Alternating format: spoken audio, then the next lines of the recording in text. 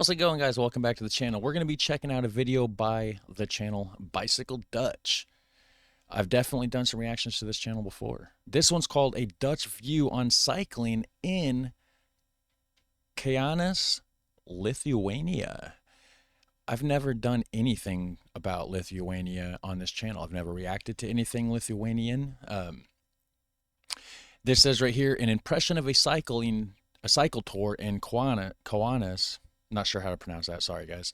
The second largest city of Lithuania from my Dutch perspective. Okay, so he's going to be giving from his Dutch point of view. Let's check it out, guys. Links down below for Bicycle Dutch for this original video, so you can go check it out and hit like on the original video. Let's watch this. In May 2024, I had the chance to cycle in Kaunas, Lithuania's second largest city after Vilnius, where I had attended a cycling conference earlier. I was invited by the local cyclists union, along with Henk Zwartouw, the president of the European Cyclists Federation. This looks like this could be the United States. The way it's just so wide open, big parking lots, but it's not. I know it's not. I mean, I can see bike paths right through here. We met with 4 representatives from the Kaunas municipality, including the head of the traffic department. There, that way you can see it better. And the vice mayor, with whom we had a productive discussion about the cycling environment in Kaunas.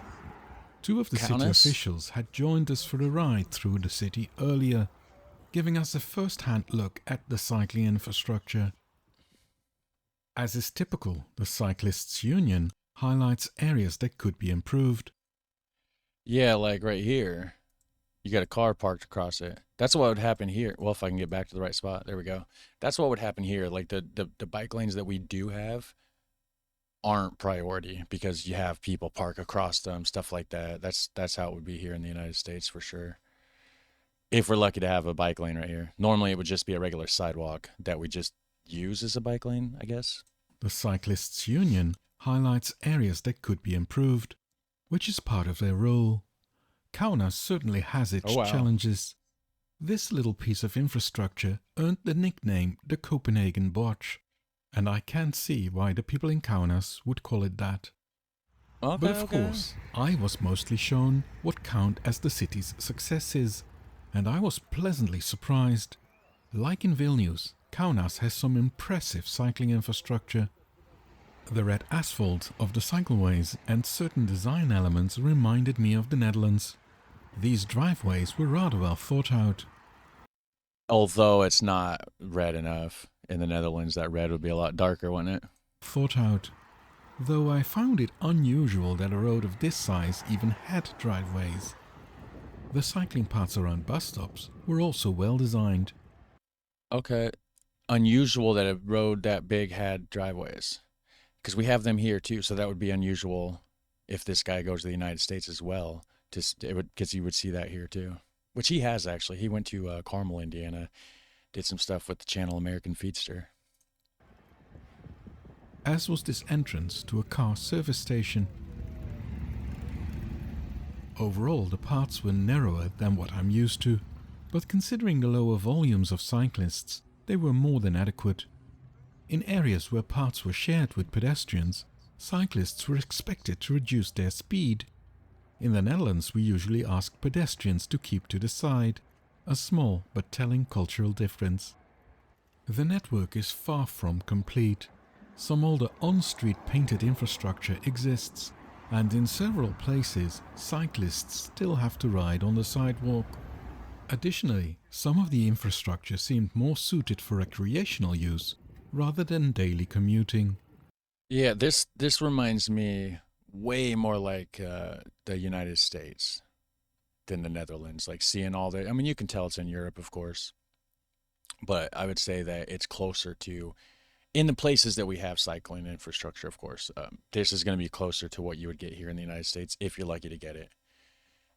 Way more closer than to compare this to the Netherlands, I believe. Kaunas itself is a tourist destination, with landmarks like the beautiful Kaunas Castle. That is cool. And a charming pedestrianized historic center. Now this is definitely more like the Netherlands. Like this is like classic Europe right here. I will have to call my mama back. She's trying to call me on Messenger. The city is also home to Liesvest Alea, Freedom Boulevard, a 1.6-kilometer pedestrian boulevard, the longest in Eastern Europe, pedestrianized in 1982, with Nice. plans dating back to 1953. So, okay, so pedestrianized in 1980, whatever. So this used to be probably a big like highway or a train that would go through or something, right? That was quite early to think about pedestrianization in Europe. All in all, I had an enjoyable cycling experience in Kaunas, though I understand why locals would still push for improvements and Yeah, updates to the yeah. infrastructure. They need to bring in some Dutch people, like some Dutch cycling experts and stuff like that. Yeah, that was pretty cool. Lithuania, Eastern Europe, definitely had a lot of the European feel, like the pedestrian areas and stuff like that. But the cycling infrastructure is very much so lacking. But it's probably better than what we get around here. But in some cities around here, there is cycling lanes and stuff. I'm not saying that there's not. I live in a very rural part of the United States, so I don't see it. I don't see it. But anyways, thanks for watching with me, guys. Hit like and subscribe. Have a super fun, awesome day. I'll catch you in the next one. Take care. Bye.